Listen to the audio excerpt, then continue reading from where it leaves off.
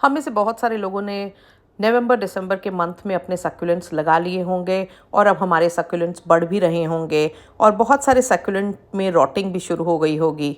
और आज का जो वीडियो है उसका टॉपिक यही है। 1 महीने पहले मैंने सक्यूलेंट अरेंजमेंट का ये वीडियो डाला था जो कि मैंने बनाया था और अब आप देख सकते हैं कि इसमें कितनी अच्छी ग्रोथ हुई है और ये ग्रोथ किस कारण से होती है सक्यूलेंट में और क्या गलतियां होती हैं, और अगर आपका सक्यूलेंट रॉट हो रहा है तो कौन सी ऐसी टिप्स और ट्रिक्स हैं जिससे आप उसको संभाल सकते हैं। नमस्कार, आप देख रहे हैं गार्डनिंग एस्थेटिक्स। मैं हूं अनीता दिनेश। मेरा ये एक्सपीरियंस है कि सक्यूलेंट्स की जो ऑर्नामेंटल वैरायटीज है जैसे एचेवेरियाज, हाउस लीक, सीडम्स, इनकी अगर आप इस समय फ्रेश कटिंग्स बना लेंगे या नए प्लांट प्रोपगेट कर लेंगे तो फिर ये आपके गर्मियों में भी चल जाते हैं। बस आपको इनको थोड़ा सा प्रॉपरली हैंडल करना पड़ता है। बहुत सारी ऐसी वैरायटीज हैं जिनको हम थोड़ी सी केयर के संग, थोड़े से ट्रिक्स के संग बचा सकते हैं, संभाल के रख सकते हैं। और ये जो काम है वो आपको अभी करना चाहिए अपने सक्यूलेंट्स के साथ। मैं आपको 10 ऐसे जरूरी ट्रिक्स और टिप्स बताऊंगी। सबसे पहली ट्रिक है, इस तरह से आप एक फुल पॉट और फुल बास्केट खुद से प्रोपगेट करके तैयार कर सकते हैं। बोरोस टेल को मैं लेती हूँ, ऑलमोस्ट हर सक्यूलेंट लवर के पास होता है, और इसकी स्टेम्स को तोड़ करके आप उसकी पत्तियों को अलग कर लें और इस प्लांटर में जहां आपको लगाना हो इस तरह से डेंसली इनको बिछा दें। धीरे धीरे आप देखेंगे 15 दिनों में इनमें इस तरह के छोटे छोटे प्लांट्स निकल आएंगे। उस समय फिर आप इनमें कुछ लंबी ट्रेल्स भी लगाएं अपने प्लांटर से निकाल करके, और इन ट्रेल्स को भी जमने में 15-16 दिन लगेगा और ये खूब तेजी से बढ़ती हैं सीजन में। और देखिए आप इस तरह से आपका यानी कि डोंकी टेल का फुल बास्केट तैयार है। दूसरा केस है कि अगर आपका कोई सक्यूलेंट बुरी तरह से रॉट हो गया हो, यानी कि ऊपर 2-4 पत्तियां तो दिख रही हैं, बाकी नीचे से वो पूरी तरह से खराब हो चुका हो, तो इन पत्तियों को प्रोपगेट करने की कोशिश करें जैसे मैं कर रही हूं। और देखिए इनमें प्रोपगेशन शुरू हो गया है। इस तरह से रॉट हुए सक्यूलेंट कभी भी ठीक नहीं होते हैं, इसलिए अच्छी पत्तियों को समय रहते संभालें और नए सक्यूलेंट प्रोपगेट करने की कोशिश करें। तीसरी ट्रिक है लेगी सक्यूलेंट्स को संभालने की। जिन सक्यूलेंट में लाइट की कमी की वजह से अपवर्ड ग्रोथ हो रही है उनको संभालने का तरीका ये है कि ऊपर के 1-1.5 इंच का जो भी कॉम्पैक्ट हिस्सा होगा उसको काट के निकालेंगे। नाइफ स्टरलाइज होना चाहिए। 2-3 दिनों के लिए इसको कैलस फॉर्म होने के लिए छोड़ देंगे। कैलस सक्यूलेंट का अपना मैकेनिज्म है अपनी स्टेम्स को रॉट से बचाने का, और इस तरह से ऑलरेडी जो गीली मिट्टी होगी उसमें इस रोजेट को लगाएंगे और साथ ही साथ इसकी जो नीचे की कुछ पत्तियां हैं उनको निकाल करके भी पॉट में बिछा दे रही हूँ ताकि कुछ ना कुछ तो प्लांट तैयार हो जाएं। रिमेनिंग प्लांट है वहाँ पे भी जहाँ हमने काटा है वहाँ से नई ग्रोथ स्टार्ट हो जाएगी। कटे हुए पोर्शन पे फंजिसाइड स्प्रे कर सकते हैं। ये मेरा टॉपसी टर्वी एचेवेरिया है। जब ये प्लांट पुराना होने लगता है तो उसकी अपवर्ड ग्रोथ होने लगती है, और ऐसा ही कुछ मेरे इस प्लांट में हो रहा है। साइड की कुछ पत्तियां अलग हो रही हैं और इनमें रूट्स दिखाई दे रही हैं।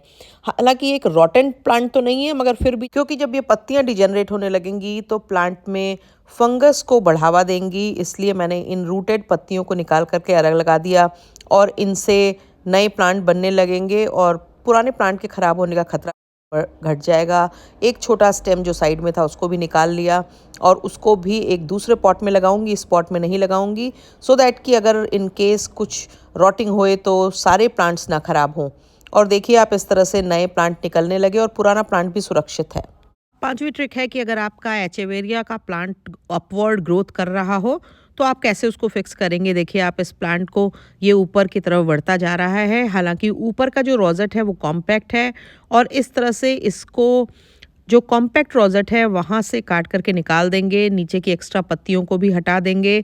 और अब ये जो रोजेट है इसको पहले से गीले हुए मिट्टी में लगाएंगे और इसकी जो साइड की पत्तियां निकालेंगे उनको भी प्रोपगेट करने की कोशिश करेंगे, क्योंकि जो भी मिल जाए एक सक्यूलेंट लवर के लिए वो कम ही होता है। और सक्यूलेंट लगाने वालों के लिए एक जो पत्ती भी होती है वो व्यर्थ नहीं होती है या वो उसको डिस्कार्ड नहीं करते हैं। कोशिश करनी चाहिए उससे भी प्लांट बन सके। मैंने ये देखा है कि जो नए प्लांट्स होते हैं वो पुराने प्लांट्स यानी कि मदर प्लांट के मुकाबले गर्मियों में ज़्यादा अच्छे से सरवाइव करने के चांसेस उनके ज़्यादा होते हैं। सारी जो पत्तियां थी यानी कि जो कटिंग किए हुए स्टेम की भी एक्स्ट्रा ऊपर की पत्तियां निकाली और इस तरह लगा दी, और धीरे धीरे कुछ दिनों में स्टेम में से भी नए प्लांट्स निकलने लगेंगे। अगली जो ट्रिक है वो ये है कि आप एक रॉटेड स्टेम वाले सक्यूलेंट को कैसे फिक्स करेंगे, यानी कि जिसकी ऊपर से जो ग्रोथ है वो तो अच्छी है पर अंदर से नीचे से वो रॉट होना शुरू हो चुका है। हालांकि ये जो मेरा एचेवेरिया ब्लैक प्रिंस है इसमें रॉटिंग बहुत ज़्यादा नहीं हुई है, पर अगर मैं इसको इसी तरह छोड़ दूंगी तो ये कुछ दिनों में ख़राब होने लगेगा। और जबकि आप देख रहे होंगे साइड में से इसमें एक बेबी प्लांट भी निकला हुआ है। सबसे पहले तो बेबी प्लांट को अलग करेंगे और केयरफुली इसको हटा करके और नीचे से इसको निकालेंगे। थोड़ा सा इसके रूट में भी रॉटिंग के साइन हैं, तो इसको मैं सफाई से काट करके हटा दूंगी। कैलस फॉर्म होने के लिए 2 दिन के लिए छोड़ेंगे, फिर इसको ऑलरेडी गीले छोटे पॉट में लगाएंगे। और देखिए ये 1.5 महीने बाद की पिक्चर है। और इसके साथ ही जो उसकी लीव्स थी उससे भी मैंने एक ये प्लांट प्रोपगेट किया है। तो एक प्लांट की कॉस्ट में मैं 3 प्लांट प्रोपगेट कर चुकी हूँ। और मैंने जब इसको हटाया था क्राउन को तो देखा इसके नीचे थोड़ी सी पोर्शन में रॉटिंग शुरू हो गई थी। नीचे की एक पूरी रो पत्तियों की हटा देंगे और थोड़ा सा स्टेम को काट के हटाएंगे जहाँ पर रॉटिंग लग रही है। और जो पोर्शन ठीक है यानी कि उसमें कैलस फॉर्म हो गया है तो उसको रहने देंगे। और क्योंकि ये जो कैलस है ये नेचुरल मैकेनिज्म होता है सक्यूलेंट्स का अपने प्लांट को फंगल इन्फेक्शन से सेव करने का। अब इस क्राउन को एक दूसरे पॉट में सावधानी से रख देंगे, बहुत ज़्यादा दबाना नहीं होगा। अगली ट्रिक एक ओवरग्रोन सक्यूलेंट को प्रोपगेट करने के लिए है।